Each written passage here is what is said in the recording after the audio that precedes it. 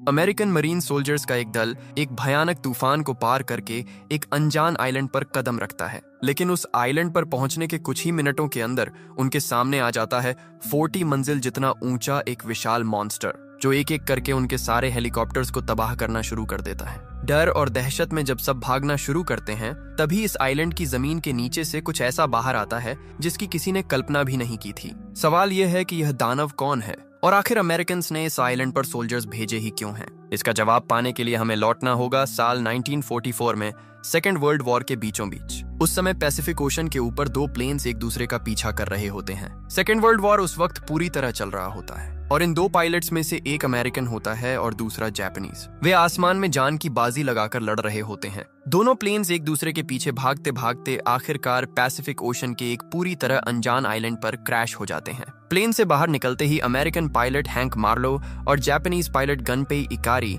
एक दूसरे को देखते ही लड़ना शुरू कर देते हैं, क्योंकि युद्ध के मैदान में दुश्मन मतलब दुश्मन ही होता है। लेकिन ठीक उसी पल दोनों रुक जाते हैं, क्योंकि उनके सामने कुछ ऐसा खड़ा होता है जिसके आगे दोनों देशों की दुश्मनी बिल्कुल छोटी लगने लगती है। उस दानव का नाम है कॉन्ग और इसी सीन से मूवी की शुरुआत होती है। इसके बाद समय लगभग 3 दशक आगे बढ़ जाता है। साल 1973 में हम मोनार्क ऑर्गेनाइजेशन से परिचित होते हैं। ये ऑर्गेनाइजेशन गुप्त रूप से दुनिया के अनजान क्रीचर्स को खोजती रहती है। मोनार्क के सीईओ बिल रैंडा और उसके साथी भूवैज्ञानिक ह्यूस्टन ब्रुक्स को हाल ही में एक आइलैंड की सैटेलाइट इमेज मिली है, जिसके बारे में अब तक कोई नहीं जानता था। उस आइलैंड का नाम है स्कल आइलैंड और रैंडा का विश्वास है कि यहाँ कुछ ऐसा मौजूद है जो पूरी दुनिया का इतिहास बदल सकता है। इसलिए वे सेनेटर के सामने इस अभियान की मंजूरी और बजट मांगने के लिए पहुंचते हैं। लेकिन वियतनाम वॉर की वजह से गवर्नमेंट के पास उस समय पैसों की काफी कमी होती है। इसी वजह से मोनार्क का बजट काटते काटते बिल्कुल नीचे पहुंच चुका होता है। सेनेटर के सामने रैंडा और ब्रुक्स कई तरह की दलीलें देकर समझाने की कोशिश करते हैं कि इस आइलैंड पर जाना जरूरी है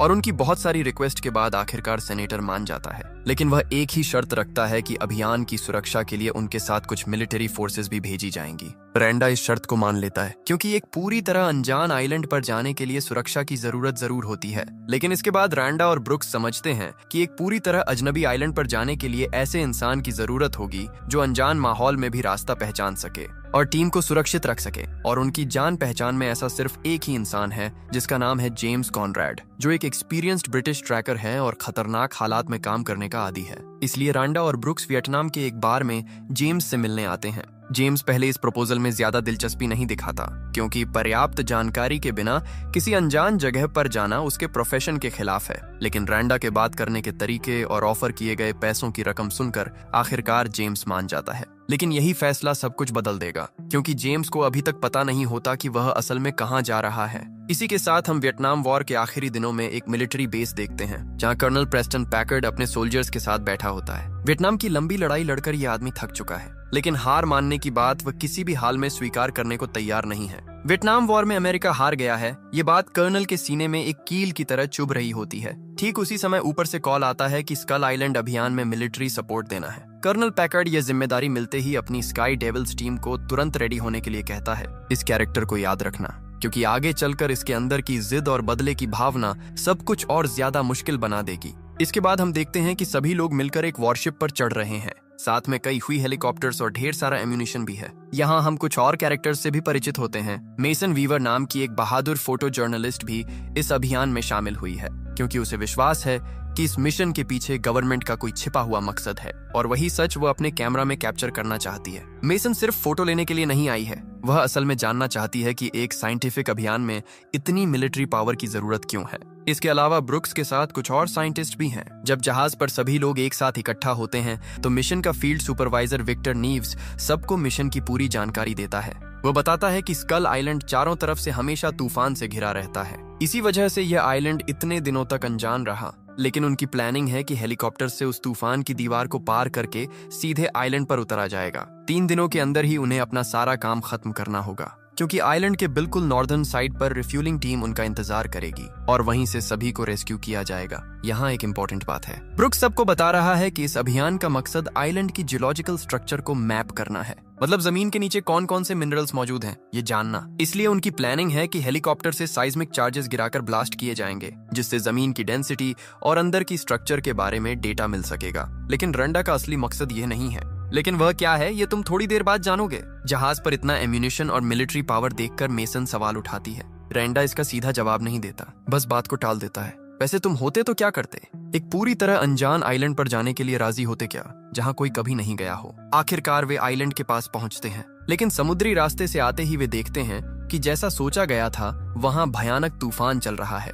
जहाज से उस तूफान को पार करना बिल्कुल संभव नहीं है, इसलिए वे सारे हेलीकॉप्टर्स लेकर उस तूफान के अंदर से आइलैंड की तरफ बढ़ते हैं।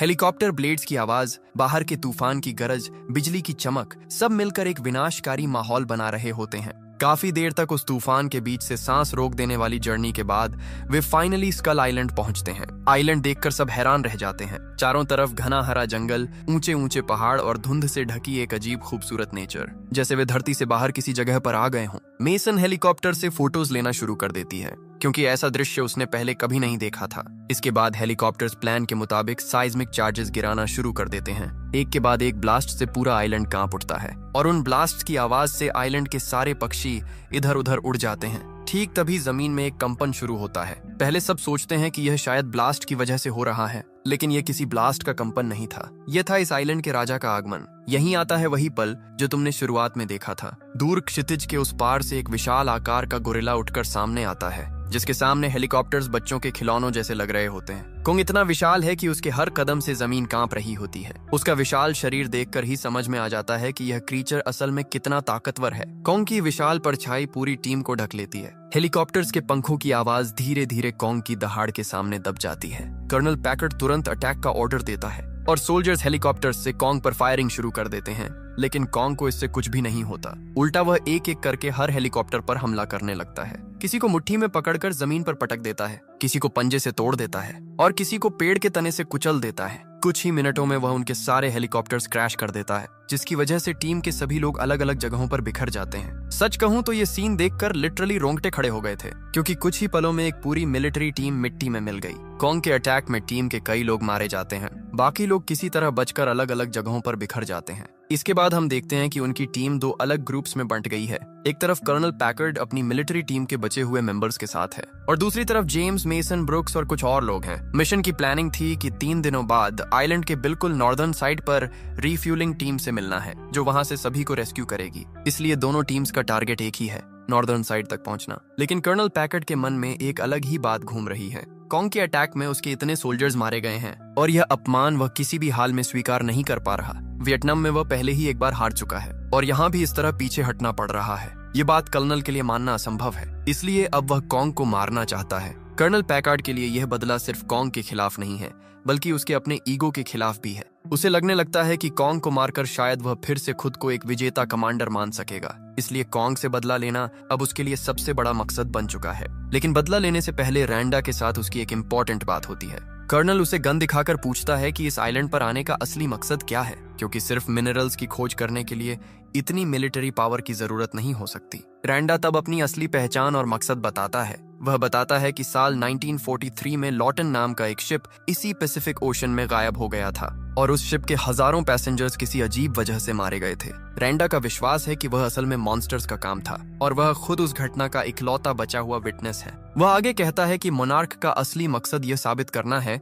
कि दुनिया में विशाल प्री हिस्टोरिक क्रीचर्स आज भी जिंदा हैं। इस बात पर इतने दिनों तक किसी ने विश्वास नहीं किया, सबने उसे पागल कहा, लेकिन वह स्कल आइलैंड आकर प्रूफ इकट्ठा करना चाहता है ताकि गवर्नमेंट और सेना को समझाया जा सके और इन मॉन्स्टर्स का सामना करने के लिए तैयारी की जा सके। 30 साल से वह इस सच को साबित करने की कोशिश कर रहा है और यह आइलैंड उसका आखिरी मौका है। कर्नल पैकर्ड ये बात सुनकर और ज्यादा गुस्सा हो जाता है, क्योंकि अब उसे समझ में आ रहा है कि उसे पूरा सच बताए बिना यहाँ लाया गया है और उसके इतने सोल्जर्स इसी छिपे हुए मकसद की वजह से मारे गए हैं। फिर भी रैंडा कर्नल से रिक्वेस्ट करता है कि अब वापस न जाकर प्रूफ इकट्ठा करके ले जाए, क्योंकि उससे बाद में और बड़ी मिलिट्री फोर्स भेजकर इन मॉन्स्टर्स का सामना किया जा सकेगा। लेकिन कर्नल मन ही मन फैसला कर लेता है कि कोंग से बदला वह खुद ही लेगा। इधर जेम्स, मेसन और उनकी टीम जंगल के अंदर से नॉर्थ की तरफ बढ़ रही होती है। जंगल इतना घना है कि ऊपर से रोशनी लगभग आ ही नहीं रही और चारों तरफ से अजीब अजीब आवाजें सुनाई दे रही हैं। रास्ते में वे एक दलदली जगह से गुजरते समय एक विशाल बफलो देखते हैं। तुरंत ही वे उसकी तरफ गन तान देते हैं,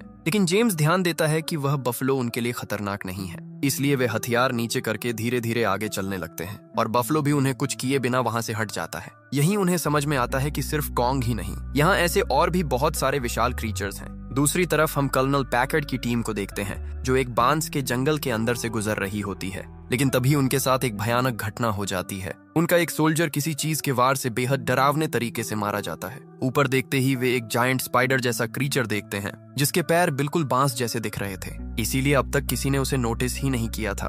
कुछ ही पलों में वह क्रीचर उन पर हमला करना शुरू कर देता है, लेकिन वे भी समझदारी दिखाकर उस क्रीचर के पैरों को काटना शुरू कर देते हैं, जिससे वह क्रीचर खड़ा नहीं रह पाता और नीचे गिर जाता है, और वे अपनी बुलेट से उसे वहीं खत्म कर देते हैं। इधर अगले सीन में हम देखते हैं कि जेम्स लोग एक गांव के पास पहुंचते हैं, लेकिन वहां चारों तरफ बांस और पेड़ों के तनों से एक विशाल दीवार बनाई गई है और अंदर एक छोटा सा ट्राइब रहता है। एक बात ध्यान से देखो, इस गांव की दीवारें इतनी विशाल हैं कि उन्हें देखकर सवाल उठता है, आखिर इन्हें किससे बचने के लिए बनाया गया है। इस दीवार वाली बात को याद रखना, क्योंकि आगे चलकर यही बहुत कुछ एक्सप्लेन करेगी। ये लोग आईवी ट्राइब हैं, जो इस आइलैंड पर पीढ़ी दर पीढ़ी रहते आए हैं और इस आइलैंड के सारे रहस्य इन्हें पता है। किस्मत से ट्राइब उन्हें दुश्मन नहीं समझता, लेकिन इसके बाद एक अजीब घटना होती है। जंगल के अंदर से एक आदमी बाहर आता है, जिसके चेहरे पर सालों साल की दाढ़ी है। उसने फटे पुराने अमेरिकन पायलट के कपड़े पहने हुए हैं। इस आदमी का नाम है हैंक मार्लो।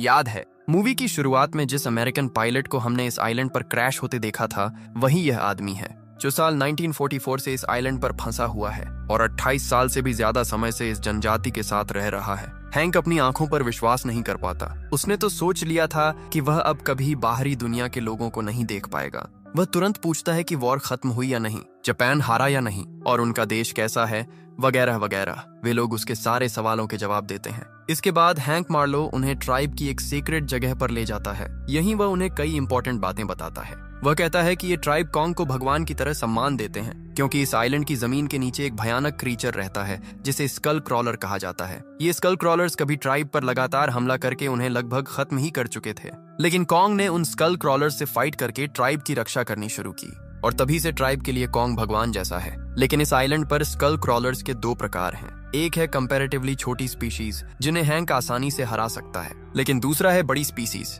जिसका नाम है स्कल डेविल। उन्हें हराना कॉन्ग के लिए भी संभव है या नहीं, ये किसी को नहीं पता। यहाँ तक कि कॉन्ग के माता पिता को भी इन्हीं स्कल क्रॉलर्स ने मार डाला था। हैंक आगे कहता है कि साइज्मिक चार्जेस के ब्लास्ट ने जमीन के नीचे सो रहे स्कल क्रॉलर्स को जगा दिया है। ये क्रीचर्स अब जमीन के नीचे से बाहर आ रहे हैं, लेकिन किस्मत अच्छी है कि अब तक कोई स्कल डेविल जमीन के नीचे से बाहर नहीं आया। अगर ऐसा हुआ तो हालात बेहद भयानक हो जाएंगे। ये बात सुनते ही जेम्स समझ जाता है कि जैसे भी हो, उन्हें 3 दिनों के अंदर नॉर्दर्न साइड तक पहुंचना ही होगा। इसके अलावा हैंक ये भी कहता है कि वह इतने सालों तक जापानीज पायलट गनपेई इकारी के साथ ही था, लेकिन बदकिस्मती से गनपेई एक दिन स्कल क्रॉलर के अटैक में बेरहमी से मारा गया। उसके बाद से हैंक पूरी तरह अकेला पड़ गया। इन सब बातों के साथ हैंक बताता है कि पुराने जापानीज वॉर प्लेन के कुछ पार्ट्स जोड़कर उसने एक छोटी बोट बनाई है, और इसी बोट से वे आइलैंड के नॉर्थ साइड तक जा सकते हैं। यह सुनकर सभी को काफी राहत मिलती है, इसलिए सब मिलकर उस बोट के पास जाते हैं और उसे चालू करने के काम में लग जाते हैं। सारा काम खत्म होने के बाद बोट आखिरकार नदी के पानी में तैरने लगती है।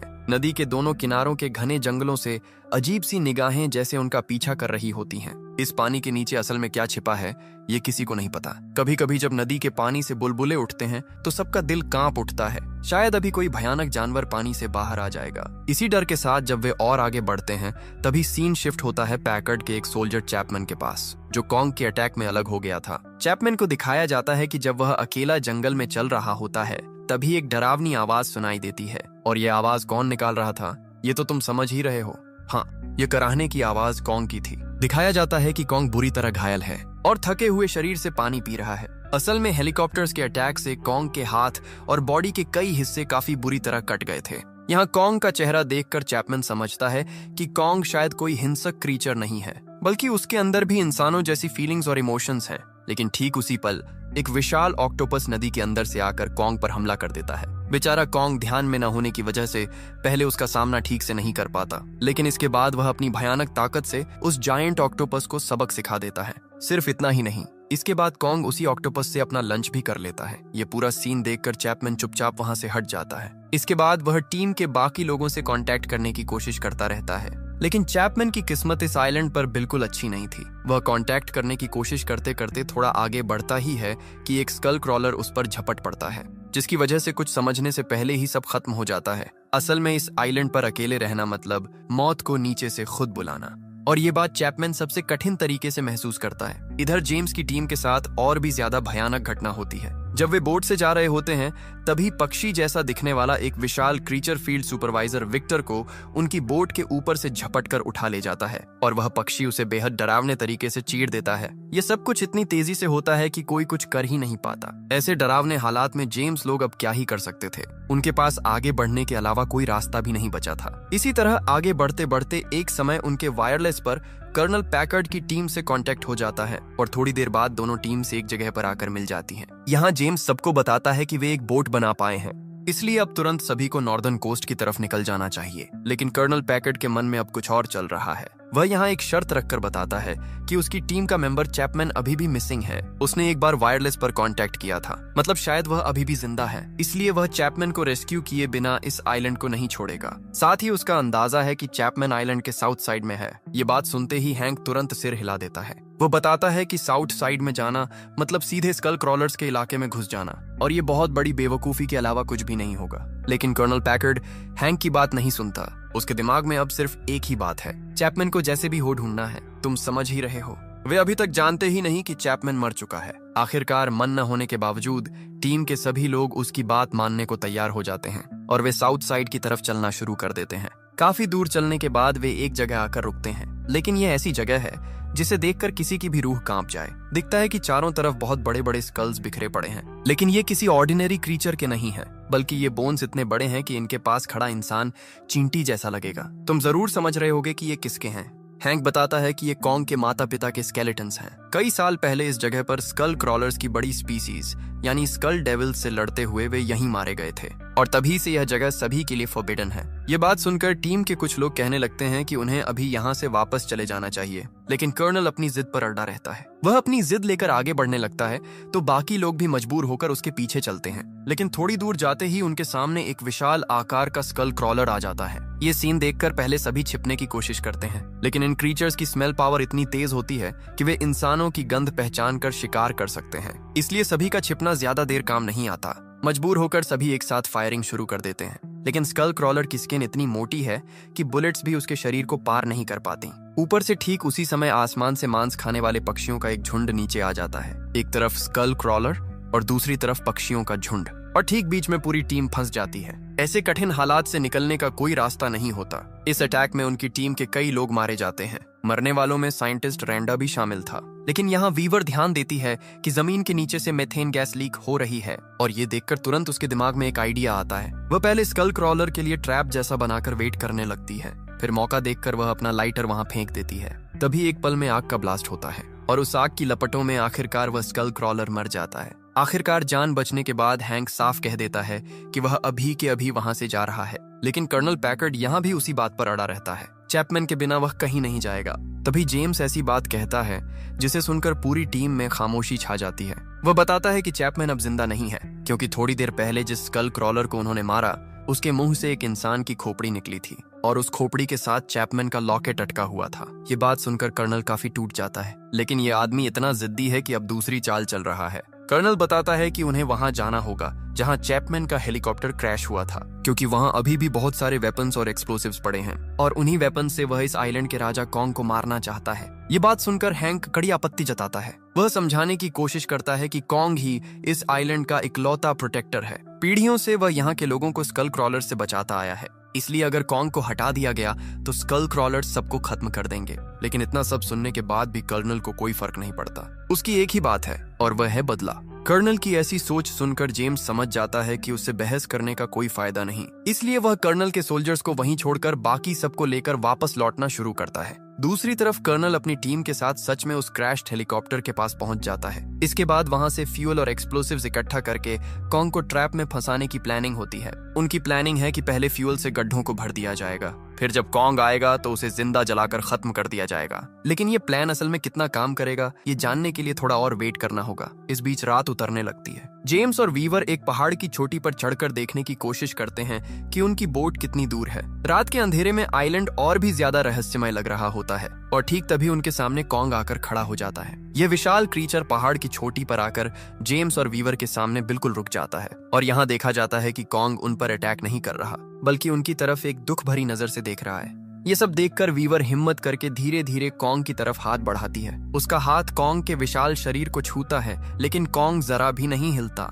इसका मतलब कॉन्ग शायद अच्छे इंसान और बुरे इंसान में फर्क समझ सकता है। यहाँ हैंक की बात सच साबित होती है। उसने कहा था कि कॉन्ग बिना वजह इंसानों पर हमला नहीं करता, लेकिन अचानक यह शांत पल एक भयानक ब्लास्ट की आवाज से टूट जाता है। असल में कर्नल पैकर्ड ने अपना प्लान शुरू कर दिया है। कर्नल ये ब्लास्ट करके कॉन्ग को अपनी तरफ बुलाना चाहता है और इसके बाद वह कॉन्ग को मार देगा। उसके प्लान के मुताबिक ही कॉन्ग उस ब्लास्ट की आवाज सुनकर उसी तरफ दौड़ता है, लेकिन बेचारे कॉन्ग को जरा भी अंदाजा नहीं था कि कर्नल ने उसके लिए कितना घटिया ट्रैप बिछा रखा है। कुछ ही पलों में कॉन्ग उस विशाल ट्रैप में फंस जाता है और कर्नल फ्यूल से भरे गड्ढों में आग लगा देता है। काफी देर तक आग में झुलसने के बाद जब कॉन्ग बेहोश होकर गिर जाता है तो कर्नल उसके शरीर पर बम लगाकर उसे खत्म करना चाहता है, लेकिन ठीक उसी समय जेम्स, वीवर और हैंक वहां पहुंचकर कर्नल को रुकने के लिए कहते हैं। हैंक उसे फिर से समझाने की कोशिश करता है, यहाँ तक कि कर्नल के अपने सोल्जर्स भी कहने लगते हैं कि यह सही नहीं है, लेकिन कर्नल किसी की बात नहीं सुनता। वह अपनी जिद पर ही अड़ा रहना चाहता है। लेकिन इसके बाद जो होता है उसकी किसी ने कल्पना भी नहीं की थी।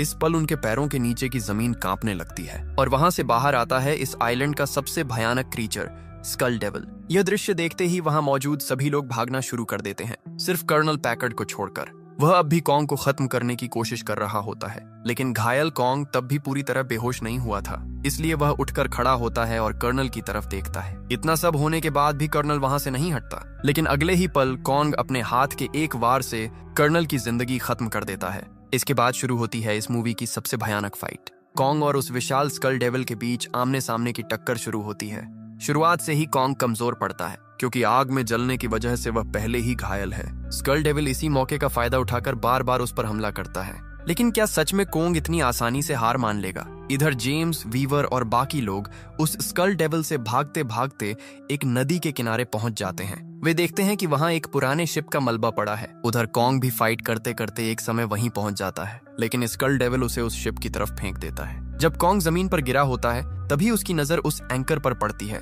इसलिए वह अपना एक हाथ बढ़ाकर उसे उठा लेता है और पूरी ताकत से स्कल डेविल पर वार करता है, जिससे इस फाइट में एक पल में कॉन्ग की वापसी हो जाती है। लेकिन उसे पूरी तरह खत्म करने से पहले कॉन्ग एक और खतरा देखता है। उनकी लड़ाई के बीच वीवर नदी में गिरकर डूब रही होती है। तभी कॉन्ग स्कल डेविल को छोड़कर सीधे वीवर की तरफ दौड़ता है। इसके बाद वह अपने विशाल हाथ से वीवर को पानी से बहुत ध्यान से बचा लेता है, लेकिन इसी पल स्कल डेविल फिर से उस पर हमला कर देता है, जिसकी वजह से कॉन्ग अब एक हाथ में वीवर को पकड़े रखता है और दूसरे हाथ से स्कल डेविल के साथ फाइट जारी रखता है। इसी तरह फाइट करते करते आखिरकार कॉन्ग स्कल डेविल के मुंह के अंदर अपना हाथ डालता है और उसकी जीभ खींचकर अंदर की आंतों समेत सब कुछ बाहर फाड़ देता है, और इसी के साथ दानव स्कल डेविल का चैप्टर खत्म हो जाता है। आखिरकार सभी देखते हैं कि जिसे वे दानव समझ रहे थे, आज उसी ने उन सबको बचाया है। इसके बाद सभी बोट में बैठकर नॉर्दर्न कोस्ट की तरफ निकल जाते हैं। तट पर पहुंचने के बाद उन्हें बचाने के लिए 3 हेलीकॉप्टर आते हैं और उसी पल आइलैंड की तरफ से एक भारी पहचानी हुई आवाज सुनाई देती है। कॉन्ग अपनी छाती पीट रहा होता है और उसकी दहाड़ सुनकर लगता है जैसे इस आइलैंड का राजा बता रहा हो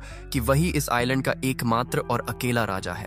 बिल्कुल आखिर में दिखाया जाता है कि हैंक आखिरकार 28 साल बाद अपने घर लौट आया है। इतने साल बाद उसे देखकर उसका परिवार इमोशंस में डूब जाता है। उसका बेटा पहली बार अपने पिता को देखता है। दूसरी तरफ जेम्स और वीवर को मोनार्क के ऑफिस में दिखाया जाता है। उन्हें पूछताछ के लिए रोका गया है। तभी ब्रुक्स वहां आकर बताता है कि स्कल आइलैंड पर सिर्फ कॉन्ग ही नहीं है, बल्कि इस दुनिया में ऐसे क्रीचर्स और भी बहुत हैं। ये कहकर ब्रुक्स कुछ आर्काइव फुटेज दिखाता है और उस फुटेज में गॉडजिला, मोथरा, रोडान और किंग गॉडजिला की इमेजेस दिखाई देती हैं। ये सीन देखकर जेम्स और वीवर दोनों हैरान रह जाते हैं। वे समझ जाते हैं कि आगे और भी बड़ा खतरा आने वाला है।